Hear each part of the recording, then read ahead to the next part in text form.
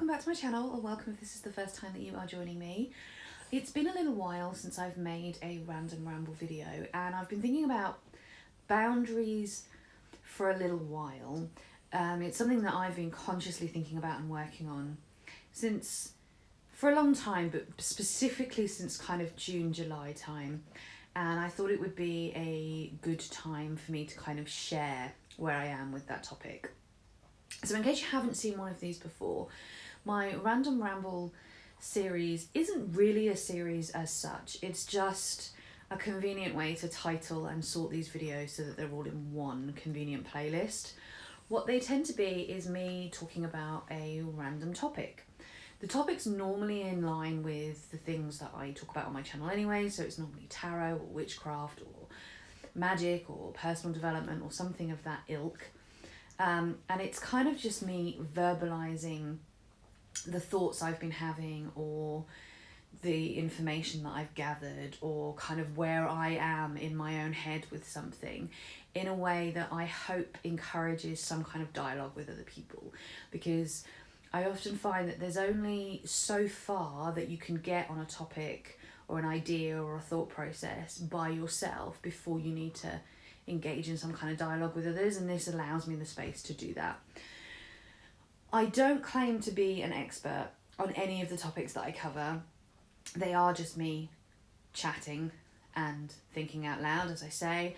And when it comes to this particular topic, I would say that I'm kind of far from expert. Like if expert is at this end of the scale, I'm definitely much closer to this end of the scale. Boundaries are something that I personally have struggled with for a very, very long time, and continue to struggle with and continue to have to work on. So that's kind of one of the reasons that I wanted to talk about it today. I guess with that kind of rambly introduction out of the way, they are quite rambly, but I do also have notes, and I have a couple of lists that I want to share with you. So there is some structure, I promise, but in general it's just me chatting. So I'll start off with what boundaries are and why I think they're important. Boundaries are basically the limits that we set with regards to how others are able to behave around us. So this can be, this can involve deciding what behaviours are okay, what behaviours are not okay, and also how we're going to respond if people go beyond the limits that we've set. I always find that the easiest boundaries for me to understand, and especially for me to set, are the physical boundaries. So I know when somebody's crossing a physical boundary. I know how that makes me feel. I get that sense of unease, that sense of discomfort. It's a very obvious feeling for me, and I know how comfortable I am with how close that I'll let people get to me, how much I'll let someone touch me, if I'll let them touch me at all, how often it's okay to touch me and in what ways, and that, how close somebody can stand behind me, all those kind of physical boundaries that I have in place that I'm pretty comfortable with, and I recognise when that somebody's crossing them. We do, however, also have emotional boundaries, and they're the ones that I really struggle with, and they're the ones that I have to work the hardest on. Setting boundaries is how we ensure that our relationships are mutually supportive and respectful. And when we don't have boundaries, this is when we are taken for granted, or we're taken advantage of, or if our boundaries are weak enough, we actually allow others to tell us how we should think, how we should feel, how we should act. Or if not, tell us how we should think, feel and act. When we do think, feel and act in a way that's authentic to us, and we get a reaction that makes us uncomfortable from someone else, or somebody tells us it's not good or it's not acceptable or it's not right or whatever, we can quite often find ourselves backtracking on how we really feel about something, or how we really express something in order to make other people around us comfortable, and that's quite often a sign that we have weak boundaries. one thing that I've discovered over the last sort of few months of really digging deep into this and really thinking about it and reading about it and gathering a lot of information and doing a lot of journaling around it is that boundaries is really a 3-step process. And I'm going to kind of go into more detail about this throughout this video. This is kind of what I'm talking about here. But the first step is to actually know what our limits are. The second step to boundary setting is to be able to effectively communicate our boundaries to others. And then the third step is to be prepared to actually stand by our boundaries even when somebody crosses them. I've always known that boundaries are an issue for me. I know that it's something I struggle with. You know, I've actually been told by people in my life in the past that you know, if you push me enough, you can pretty much get me to do anything because it's so easy to get me to back down. And I know that my problem is that I'm a natural people pleaser. That's something that just it feels very natural to me, is to constantly put other people's needs first and constantly try and make sure other people are happy. I'm also a natural peacekeeper. I don't really like confrontational conflict, and I will often go out of my way to diffuse any confrontation or conflict by stepping back or backtracking or allowing people to trample over my boundaries, basically. So I know that it's an issue for me. It's something that I'm very aware of, but there is a list of things of 12 signs that you can look out for to see whether or not you are suffering from weak boundaries. Each one of these things on this list individually may not necessarily be a sign that your boundaries are weak, but I think if you could take a few of them together, or you start to see like, yeah, that's me, that really describes me, yeah, that's how I feel, I think maybe then that's somewhere where you kind of need to think, am I setting good boundaries? Am I following through on the boundaries I'm setting? Am I communicating them effectively? Am I suffering from weak boundaries? So the 12 things that we need to look out for. Number 1, your relationships tend to be difficult and dramatic. Not necessarily every relationship is going to be difficult and dramatic, because it does very much depend on the other person as well, I have found. So I have had some very difficult and dramatic relationships in my life. Familial relationships, friendships, intimate relationships. I can kind of go through my life and look at different relationships that I've had and say, as an overall theme, yes, in a lot of ways, I've had some very difficult and some very dramatic relationships. I am very lucky at the moment that even though boundaries is something I struggle with and I'm having to work on, I do have some very incredible people in my life who respect me and support me. And part of that respect and support is about helping me establish my boundaries and helping me put those boundaries in place, and even calling themselves to account if they overstep my boundary and I start backpedaling, and they then hold me to account for my boundaries. So not all of my relationships have been difficult and not all of my relationships have been dramatic, but certainly many of them have. Number 2, you find decision making a real challenge. Yup, I do. I really do. And I joke that it's because of, my son is in Libra, and Libras are notorious for being terrible at making decisions. And some of that is true. That part of my problem with decision making personally is that I like to have all the information before I make a choice. I'm sorry, I'm playing with a necklace. That must look really dodgy on camera. I like to have all the information before I make a choice, and I like to make sure I'm making the right choice, whatever that might mean.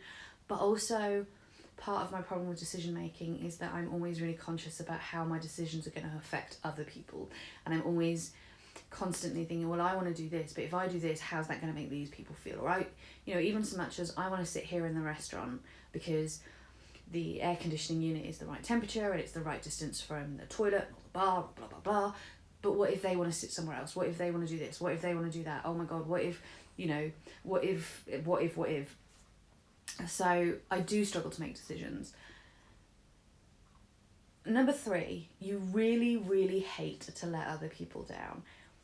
I think we all, to some degree, dislike letting other people down. None of us like to feel like we've let someone else down, right? It's not the nicest feeling in the world.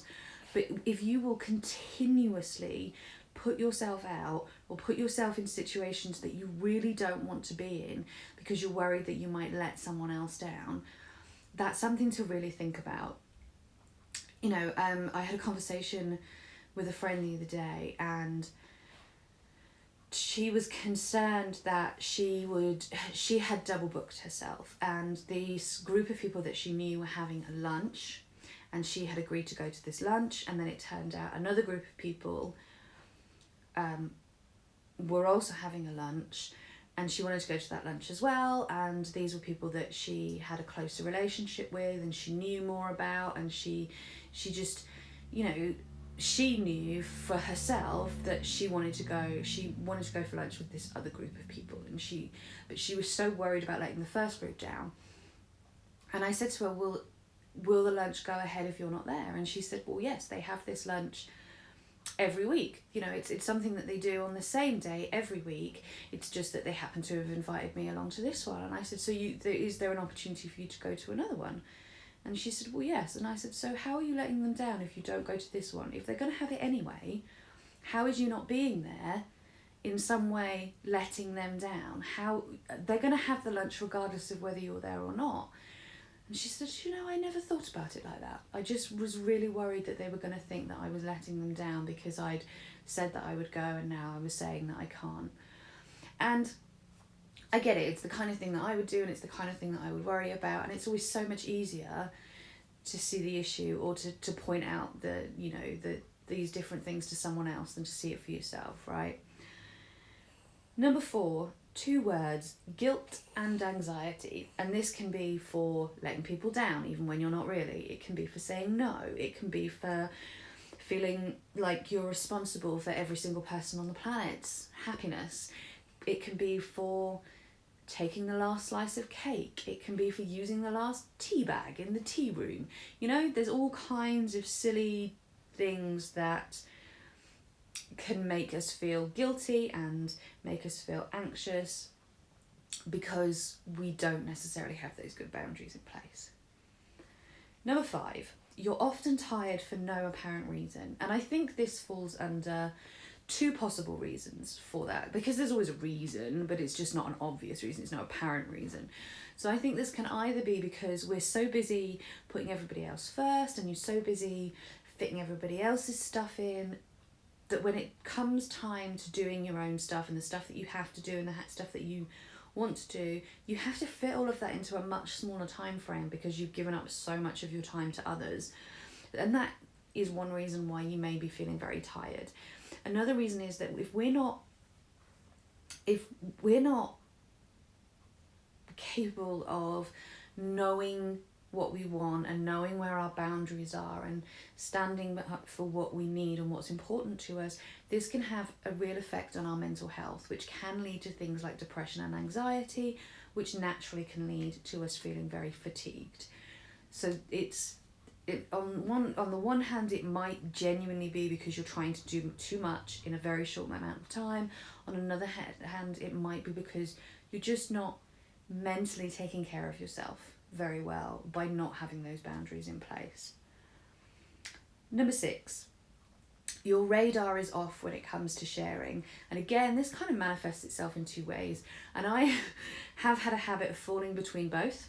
So I'm aware that I do both, depending on where I am, who I'm with in the situation. So on the one hand, you may find that you overshare personal stuff, that you don't really know where the line is and you just kind of tell people everything, and that leaves you wide open to being hurt and manipulated by others.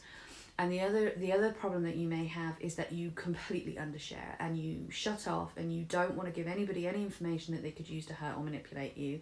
But that means it makes it impossible for people to actually get close to you because they just don't know anything about you. Number 7, you're constantly the victim of situations. I think that kind of speaks for itself, right? Number 8, you're a tiny bit annoyed most of the time. And this is because on some level, you know that people are taking advantage of you. You know that people are taking you for granted. You know that when you're agreeing with people about their feelings or their thoughts on something, or you're acting in a way around people that you don't want to be acting, but you're doing it for their benefit because you feel like that's how they want you to act. Deep down, you know those things are happening, and you are annoyed with those people for allowing them to happen. And because they are taking advantage of you, they are taking you for granted. So you're kind of just generally annoyed at these people for doing that, but you're also a little bit annoyed at yourself because you know on some level that you're also allowing that to happen. Number 9, you secretly feel that others don't show you any respect. Again, that one I think kind of speaks for itself. Number 10, you might be passive aggressive. I struggle with this one a lot. I do not appreciate passive aggressiveness. It's something that always triggers a very intense reaction in me, and I recognize that is because a lot of the time it's because I'm projecting, because I do have a tendency sometimes to be passive aggressive, and it's something in myself that I am not at all comfortable with, and I have to try really hard not to do. And I get very, very annoyed when I am passive aggressive, and I immediately pick up on the fact that I've been passive aggressive, and then I get very annoyed with myself for doing so because I do not like it in others, and it's not a trait that I want in myself. But it's a side effect of trying to avoid conflict and avoid confrontation, but still feel like I've asserted myself, when actually passive aggressiveness is not assertive in the slightest. That's the problem. Number 11, you often wonder who you really are. So this kind of goes back to the, you're so busy being the person that everybody wants you to be. You're so busy thinking and feeling and acting in the ways that others want you to. You're so busy behaving in the ways that you think is acceptable, and doing the things that you think is acceptable, believing what you think is acceptable, that sometimes there can be some really big things about yourself that you are not even aware of because you've never given yourself the chance to find out what they are. You've never really taken the time to figure out what you need and what you want and what's most important to you. And those are the things that we have to do in order to really know who we are on a fundamental level. And this is a really big one for me. This has come up for me in the last kind of few months in a really big, life-changing way that is going to have a huge impact on my life. It's probably going to have a huge impact on some of my relationships, and it's stuff that I'm kind of almost angry at myself for not having figured this stuff out 17 years ago and having wasted so many years of my life living in a way that's not authentic and isn't truly who I am. And that's painful and it's difficult, but that's what happens when we don't have strong enough boundaries and we allow other people to have so much influence over who we think we are. And then number 12, your secret fear is of being rejected or abandoned. And that, again, is another big one for me. I know that that's something that I really struggle with. I know a fear of abandonment is something I really struggle with, and it's a whole nother conversation, but it's something that's very interesting. I grew up in a military background. I was born into a military family. We moved around a lot. The formative years of my life, we moved every few years. My dad worked away a few times for like 6 months at a time or whatever. And I have done some reading and some research around abandonment issues, particularly amongst military kids, and there are links there, and it's really, really interesting stuff, which has got nothing to do with this video at all, but you know, that's the kind of stuff that I like. So again, I know that's a big one for me, and I know that I have a habit of pushing down the things that I think others might find unpalatable, because I don't want them to reject me, or I don't want them to abandon me. So I know I do that. I know a lot of us do that. That's a big thing. And it's, again, a sign that maybe you're struggling with setting and establishing your boundaries and creating relationships where you feel that mutual respect and that mutual level of support.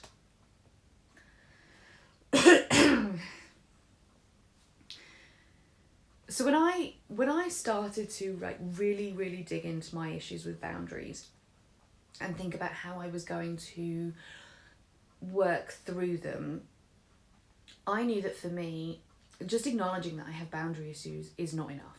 That's like the spark that generates the work. It's not the work itself. You know? Do you know what I mean? Like, acknowledging that I had boundary issues wasn't going to fix anything. It was just, I have boundary issues, now I know that, but I still have boundary issues. And I knew that I needed to really dig into the why for me. So that's just how I work as a person. I need to understand the whys, and that the process that was for me meant all about identifying the limiting beliefs that I hold that stop me from establishing boundaries. And this brings up things like it's really important that everybody likes you, and people aren't going to like you if you say no to them. People who don't like people who disagree with them. People who don't like people who ever put themselves first. These are the kind of limiting beliefs that kind of stack up onto each other, that hold us back and stop us from doing the things that we need to be doing and want to be doing. And there are some questions that you can work through once you've identified your limiting beliefs. There are 6 questions that you can work through that can help you move past those limiting beliefs. I'm pretty sure I've shared these in previous videos, but I don't know off the top of my head which ones, or if I even have. So I'm going to share them again for those who are interested. So the 6 questions, you kind of need to sit down and really journal these questions out, or, you know, dialogue with yourself or something, but you need to really take the time to go through each question in sequence. So the first question that you need to ask yourself is, what is the evidence that supports this belief? If you look objectively at your whole life experience, what evidence supports that this belief is true? And this is where you kind of start to go through your life and you pull out all of those situations and examples that support the belief that you hold. And there will be some. You have this belief for a reason. There will be examples in your life that supports the belief that you hold. That's why you have it. And when you think that you've got all of that, you then have to ask yourself, is this belief always true for me? And this is where you then go through your experiences and pick out those times in your life when it hasn't been true. And I guarantee you, there will be examples. There will be examples in your life when this belief has not been true. You will find some. Number 3, does this belief consider the whole picture? Does it take into consideration the positive and the negative ramifications? Number 4, does this belief encourage my peace of mind and well-being? And that might not be a journal question. That might be a simple no. The answer to that one may very well just be no. You might want to expand on that no a bit. You might not. It might just be no, it doesn't. And that's enough of a light bulb moment for you to go, okay, then I need to do something about this. I need to change this belief. It doesn't make me feel good. Number 5, did you choose this belief, or has it developed from the influence of your friends and family as you were growing up? Not every belief that we hold are beliefs that we've chosen. Some of them are beliefs that we've inherited. Ask yourself, is it one that you've chosen, or is it one that you've inherited? Number 6, what counter statements can you begin using to start changing this mistaken belief today? So if your belief was, it's really important that everyone likes me, what counter statement can you come up with to flip that on its head? You know, it's important that I like me, maybe, or I don't need to be, it's not important to be liked by everyone. It's not possible to be liked by everyone. You know, whatever works for you. Find a counter statement that you can start using and you can start telling yourself, like affirmations from today, to help you to start to flip this belief on its head. Because it's not enough to just get rid of the limiting belief, you need to replace it with something. You need to fill that vacuum that you create. So if you're interested, I do also have a limited beliefs, I can't remember what I called it, limited belief tarot spread, I think I called it, that I have a video for just showing the positions that I will try and remember to link either in the cards or in the description box below, or both if I'm feeling really savvy when I upload this video. And I personally think that this is a really vital step as part of your learning to establish boundaries process. I personally believe that this is a really valuable step to take, and to take the time out to really do this work. You, however, may think that you don't need to do this. It's not something that is a concern for you. It's not a process that you think that you're going to benefit from, and that's absolutely fine. We all have to find our own ways to these things. So I'm putting it out there for people who want to use it, but if it's not your thing, then please feel free to just disregard it. Okay. So we've done the work, we've established, we've had that moment where we've gone through our 12 things and we've thought, do you know what, actually, yes, I do obviously have a problem with weak boundaries. We've done our limited beliefs process, and we've gone through our limited beliefs, and we've started to work on our counter statements, and we've started to get rid of these beliefs that are limiting us and holding us back. So how do we actually create boundaries? How do we do that? Well, I have another list for you, and this is a 10-step list, and it's 10 ways to preserve and to build and preserve better boundaries, because we obviously have to build them before we preserve them. We can't preserve something we haven't built yet. I don't know what that was. I don't know. I genuinely don't know. Let's just ignore it and move on. So, step number 1, name your limits. What can you tolerate? What can't you tolerate? This is where we talk about those feelings. So you know when I talked at the beginning about how I know when my boundaries, my physical boundaries, are being crossed because I can feel it. I feel uncomfortable, I feel uneasy, I feel anxious or stressed out or a little bit annoyed. All of those feelings are, it turns out, exactly the same feelings that I have when somebody crosses my emotional boundaries. So now that I've figured that out, I know how to tune in to those emotional boundaries. I know how to tune into those feelings, to establish, wait a minute, something's not right here. And that leads you perfectly on to step 2, which is tuning into those feelings. So when you have that moment where you think, I'm not sure something's right here, ask yourself, on a scale of 1 to 10, with 10 being the highest level of discomfort, how uncomfortable am I feeling in this situation right now? And if it's towards the higher end of the scale, so if it's like anywhere above 5, I would say, why? Why are you feeling uncomfortable? What is it about this person or this situation or their behaviour that's causing you to feel uncomfortable? Because when somebody crosses our boundaries,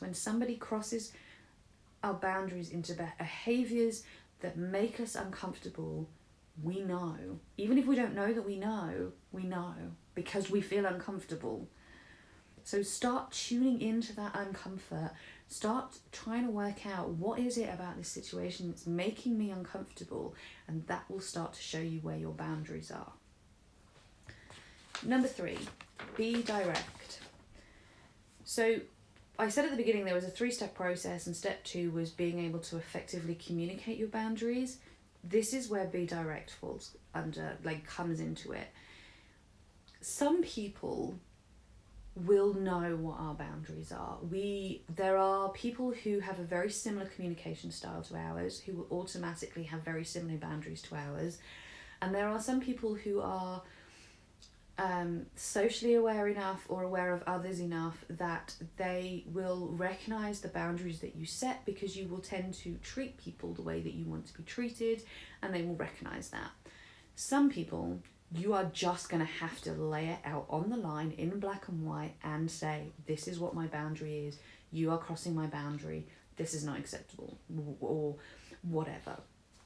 For some people, you are going to need to be that direct and that blunt, and you kind of have to just be prepared to do it. There is kind of no easy answer there. You just have to do it. Number 4, give yourself permission. And I think this is where challenging those limiting beliefs should really, really help. This is about letting go of the idea that you are not allowed to set boundaries for yourself, and that you are somehow responsible for the comfort and happiness of everyone around you. Respect yourself enough to give yourself permission to set boundaries, and know that you deserve to do so. Number 5. Missed one. Number 5. Practice self-awareness. And this is just constantly checking in with yourself. This is about constantly going back to number 1 and number 2, constantly tuning into your feelings. How am I feeling? Am I feeling uncomfortable in this situation? Why am I feeling uncomfortable? Am I letting somebody cross a boundary that I've already set? Am I struggling to maintain a particular boundary? If you're not maintaining your boundaries, if you've already worked out what your boundaries are and now you know you're not maintaining it for some reason, ask yourself why. Really allow yourself to dig deep into the whys of the things that you do. That's what a lot of self-awareness is. It's about not just being aware what we do, but taking the time and the effort to dig into why we do it. Number 6, consider your past and your present. So how we were raised can have a big impact on how we set boundaries, and also what boundaries we believe that we're allowed to set for ourselves. Some of this may be cultural, some of this may be societal, some of it may be specifically within your family or your peer group at the time or whatever. But this again is where that limiting belief work, I think, can be really helpful, because a lot of that is about really looking at what you've learned in the past that's causing you the problems in the present. And then with regard to the present, I think that we often are going to find ourselves in situations where the norm in that situation is something that crosses your personal boundary, and we have to be prepared to stand by the boundary that we've set for ourselves.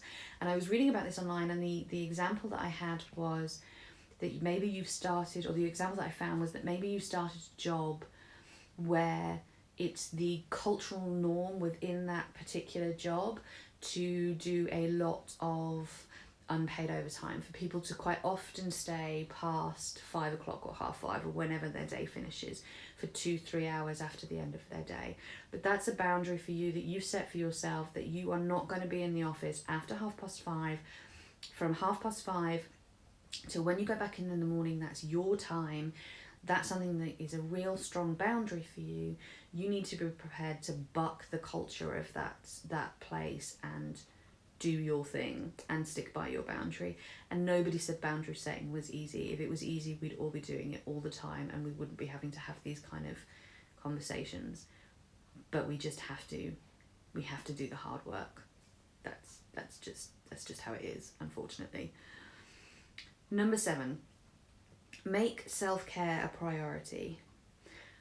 Sometimes I feel like self-care can be a bit of a buzzword. It's like one of those words that we throw out there and we mean like pouring ourselves a glass of wine or having a bubbly bath or watching a good film, and all of those things are self-care and they can be self-care, but ultimately what self-care is really about is about putting yourself first and recognizing that by looking after yourself first, you can actually then go on to have more fulfilling relationships with others. So it's about taking care of yourself so that you can have more fulfilling relationships with other people. That's ultimately what self-care is. And yes, maybe it will be a bubble bath, maybe it will be watching your favorite YouTube channels for a couple of hours, maybe it will be snuggling up with a good book, maybe it will be cuddling with your dog, maybe it will be having an early night, maybe it will just be getting something nutritious to eat in the evening. Whatever it might be, we all know what our own self-care looks like, or we can all start to, if we don't, we can all start to build our own self-care toolkit. But it's important that we practice self-care, because it's only by looking after ourselves first that we are able to have more fulfilling relationships with other people. Number 8, seek support. And I kind of think that speaks for itself, but I wanted to take a moment now to really mention the fact that there is absolutely no shame in seeking professional support when it comes to anything personal development related, including learning how to set boundaries.